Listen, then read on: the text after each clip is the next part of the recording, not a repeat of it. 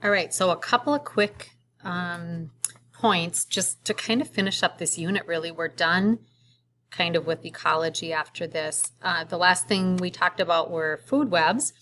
And I just wanted to show really quickly why we don't have a lot of, we talked about, those primary or first level consumers and then second level consumers and third level consumers. And I kind of said we don't have a lot of, higher than third level consumers typically in ecosystems. And that's really because we tend to run out of energy. What happens is, the bulk of the system really are those producers, and standard most of the time, a pretty typical ecosystem, only about 10% of the energy, all the energy in this ecosystem, only 10% of that is transferred up to that next feeding level, those primary or first level consumers. And then of all the energy in this level, only about 10% of this is transferred to secondary consumers. And you see how these layers get smaller and smaller. When we get up to like a fourth level consumer, there are so many producers and consumers beneath that need to support even one of those fourth level consumers, that they're just, any given ecosystem just can't support very many. So we say a 10% transfer from one level to another. And then the next thing that you're going to be starting here is your something called Create a Creature. I'm going to move myself down here. It's called Create a Creature, and it really uses this structure versus function that we see all the time in living things. So we say that organisms have specific structures that are there for a reason, right? And it helps them survive in their environment a little better. So if we looked at, and I just picked one, so if we looked at tigers, which are wildly exciting, right? So tigers are, they say cats are like just natural born killers. And so it's kind of fascinating to look at some of those features that they have, that it's true. They're pretty so they, starting with, they have something called retractable claws. So like dogs have, dogs have their claws out all the time, like their claws can't be retracted, where any type of cat actually can retract their claws and keeps them in. And there's a couple of reasons for that. So first of all, when I say they're very stealthy, they're very quiet, right?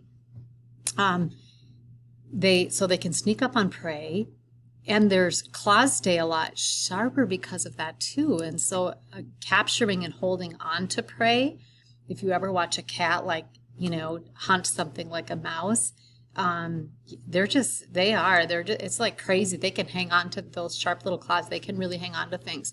For a tiger, we also, and most animals, I would say, their coloration is usually part of their camouflage, so that becomes important. They don't have stripes just because we think it's cute. They have stripes because it actually blends in with blades of grass and so forth. Sharp teeth. All cats have something called carnassials, these special teeth. Their teeth are literally like a paper cutter, where they literally go past each other. And it's really specifically, this is terrible, but for cutting flesh from bone and for cutting tendons and so forth, those tough tendons that hold the flesh to the bone. And also for holding prey. They have whiskers, I think, that are part of their sensory balance. Tail is also part of their balance. So yeah, you could pick any animal and go through these structures. Like humans have opposable thumbs, and that became really important in usage of tools. Other animals don't, most animals, I should say, don't really have that. So anyway, so when you go through your Create a Creature project, this is the kind of stuff I want to see. Please don't copy exactly this. Please be creative and unique. And I don't want you to have something that's almost exactly like a turtle and then you call it a squirtle or something like that. I want you to be a lot more unique and original than that. Come up with something cool, right? You could have a fire-breathing animal. You can have whatever you want. So please be creative with that as you start that, I think, next week. And then one more, we kind of went through this. So if you don't have this in your notes, I think, oh, I just touched my eye. If you don't have this in your notes, I think this is really important. This will help you with that Odysseyware lesson on human interaction. So you may want to just make a little note of this. And then the very last part, I'm going to peek ahead here. The very last part of, so during your create a creature, you do have to choose a biome for your creature. And again, we're not starting that, we're doing that in week 2, but these are kind of the biomes, just sort of where we find them, but you're going to do a little bit more research on that. And here's just another visual kind of showing, you know, where we find, so the purple tundra we find way up here, right? So if this is at all helpful. And then remember to keep taking measurements of your grass. If you didn't pick yours up, it's going to come on the bus today with your other materials. We will do a formal lab write-up, and I will walk you through that. I will give you information for that.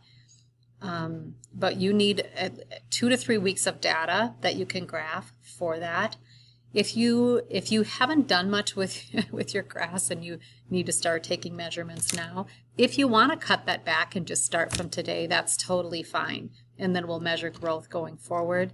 I hope all of your grass is alive, or at least it was alive long enough for you to get 2 to 3 weeks of actual growth data. Can't wait to see. By gosh, send me pictures of your grass. I actually think that would be really interesting. It's not very pretty in my room right now. It's pretty empty, and I had this beautiful green grass, looked like a golf course in here, and it's all gone. So I super miss that. But yeah, so please watch the instructional videos as we go forward. I think this is the third one if you count the introductory one. And please reach out to me if you need anything.